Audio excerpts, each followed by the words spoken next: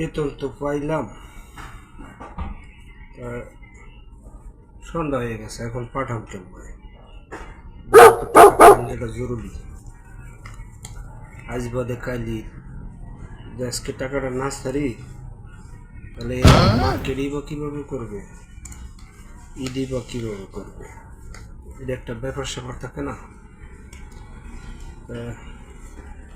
রাত্র হয়ে গেছে যেহেতু, এখন তো আর ব্যাংক খোলা নাই, কালকে যাব ইনশাল্লাহ সকাল। ওই দাও বলতে বলতে মনে হয় ফোনও দিছে, বাড়িতে ফোন দিয়ে দিছে, গিন্নি ফোন দিছে। হ্যালো, হ্যাঁ হ্যাঁ, এই যে বেতন পাইছি, টাকা গুনতেছি। হ্যাঁ হ্যাঁ, এখন তো রাত্র হয়ে গেছে, কেমন পাঠাবো বলো? তোমার কালকে তাহলে কীভাবে কি আর সকালে এইখানে ব্যাংক খোলা আছে, আমি দেখি যদি ব্যাংকে পাঠান যায়, নাহলে ব্যাংকে না হইলে বিকাশে পাঠাই দেবো মানে। আচ্ছা, তা সকালে তো তোমরা ঘুমাই থাকবা না, আমি টাকা পাঠাই দিলে, টাকাটা পৌঁছে দিলে আমার একটু জানাইও।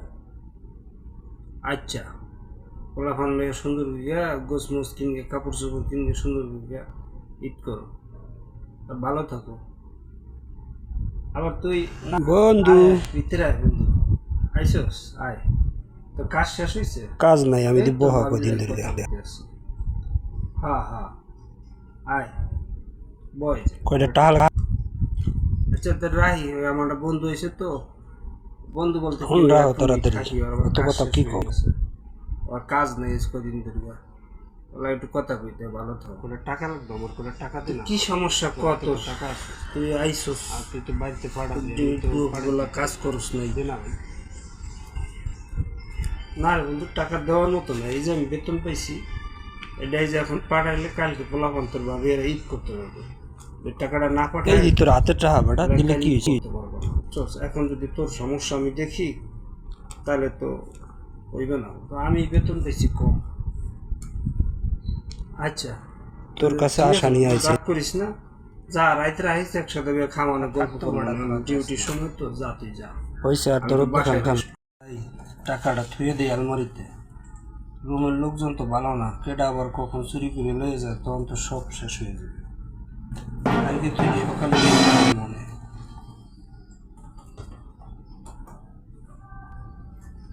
রাখ, আমি পরে দেখ মান ঘুমাই পড়ি, সকালে উঠে ব্যাংকে যাব মানে।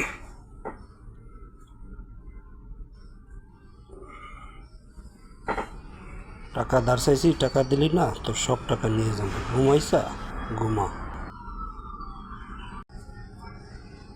টাকা আলমারির মধ্যে হারিয়ে রাখছ, নিতে আসি, বাড়িতে পাঠাই যাওয়া।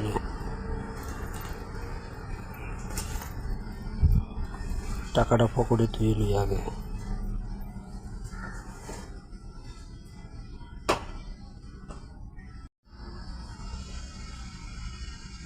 ঘুমা, শান্তিতে ঘুমা, সব টাকা নিয়ে গেলাম, ভালো থাক, গুড বাই।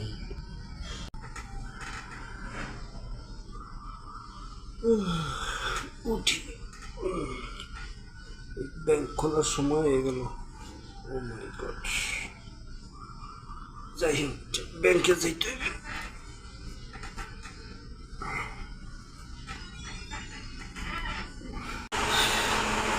তাড়াতাড়ি ব্যাংকে যাই, আজকে যে ঘুম থেকে তাড়াতাড়ি উঠে চলে গেল, ঘটনা বুঝলাম না।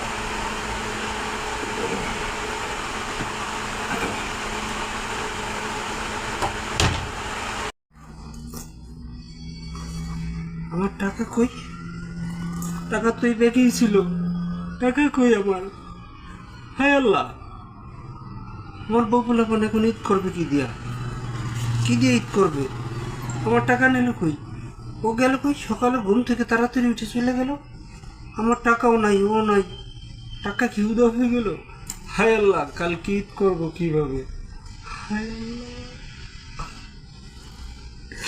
এইটা কখনোই ভাবি না, এরকম হইলে আমি তো আমার টাকা ধারে নিয়ে ঘুমাইতাম, আমার টাকা গেল কই?